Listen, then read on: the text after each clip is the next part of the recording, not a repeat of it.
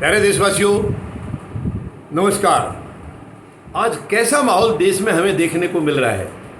देखिए, नॉर्मली जो गलती करता है, जो अपराधी होता है, उनको डरना चाहिए, उनके अंदर खौफ होना चाहिए। पुलिस का, आम जनता का, सरकार का, उनमें खौफ होना चाहिए। लेकिन आज उल्टा है। देश की जो जनता है उनमें खौफ है, आम इंसान में खौफ है। अपराधी, बलात्कारी, भ्रष्टाचारी ये बेखौफ हैं। क्यों?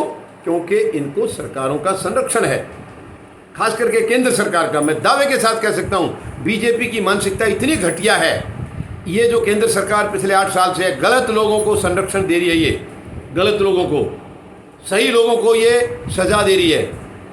जिसने इनके खिलाफत कर दी, इनकी गलत नीति का जिसने विरोध कर दिया, बस वो इनके निशाने पर आ गया, इनके रडार पर आ गया है। उसको ये छोड़ेंगे नहीं। ईडी के छापे, सीबीआई के छापे, इनकम टैक्स के छापे ये लगेंगे उसके ऊपर।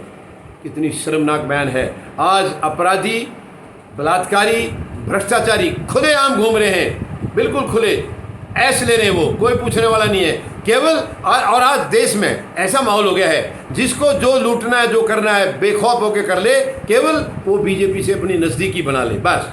या तो बीजेपी में शामिल हो जाए, शामिल नहीं हो तो इनकी वाहवाही करता रहे, इनकी तारीफ करता रहे, फिर वो जो मर्जी करे देश में, जहाँ मर्जी लूट ले, जहाँ मर्जी गुंडागर्दी कर ले, बदमाशी कर ले, चोरी कर ले, हेरा फेरी कर ले, कुछ भी कर ले, उसके सब कुछ माफ़ हैं।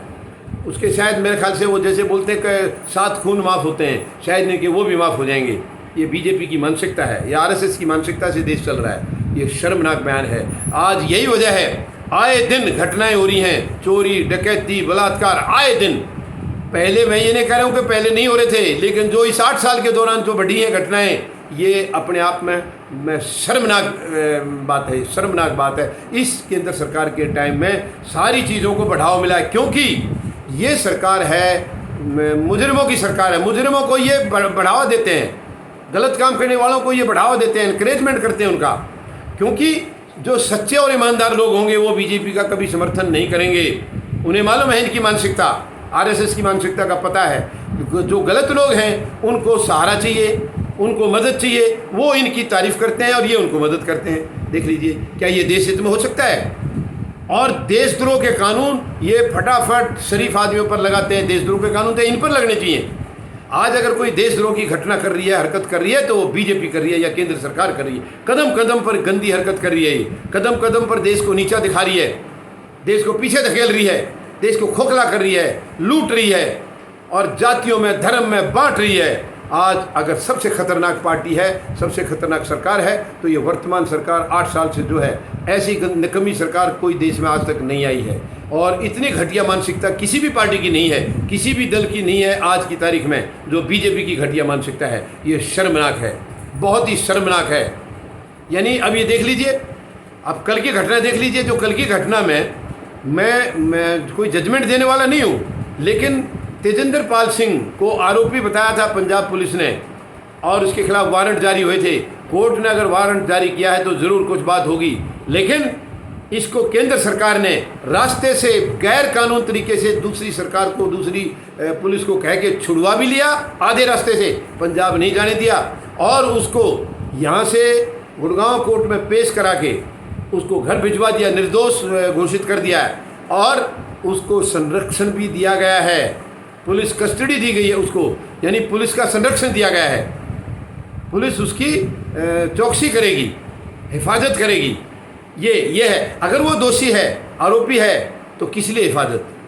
क्योंकि बीजेपी गलत लोगों का ही साथ देती है, गलत लोगों को संरक्षण देती है, सही लोगों को सजा देती है। ये मानसिकता ज़्यादा दिन चलने वाली नहीं है। मैं इनको चेतावनी देना चाहूँगा। अब देश जाग गया है। जो आपकी तरफ भ्रम था देश का, वो निकल गया है, मिट गया है। वो भ्रम मिट गया है। कुछ चंद अंधभक्त हैं, वो भी पछताएंगे। मैं उनको सलाह दे रहा हूँ, जल्दी से जल्दी इससे अलग हो जाइए पार्टी से। ये पार्टी गैर जिम्मेदार है, देशद्रोही पार्टी है। ये देश हित में नहीं है। कोई भी काम, इनके अंदर सीने में दम है तो सीना तान के मुझे बताए, इन्होंने देश के हक में क्या काम किया है, देश हित में क्या काम किया है। एक भी बताइए 8 साल में जितने काम किए वो देशद्रोही काम है, देश के खिलाफ हैं। देश को बेचना क्या देश हित है? देश को भड़काना क्या देश हित है? जातियों में, धर्म में बांटना क्या देश हित हो सकता है? सीने में दम है तो सामने आके बताइए। ये सबसे निकम्मी, सबसे घटिया पार्टी है। ये देश को पूरी दुनिया में नीचा दिखा रही है, देश को कमज़ोर कर रही है, ये शर्मनाक है, शर्मनाक है। मैं इनको चेतावनी देता हूँ, ये हरकत अब आगे नहीं चलेगी। आप बंद करिए इस हरकत को, बंद करिए। ये बहुत घटिया सोच की है केंद्र सरकार।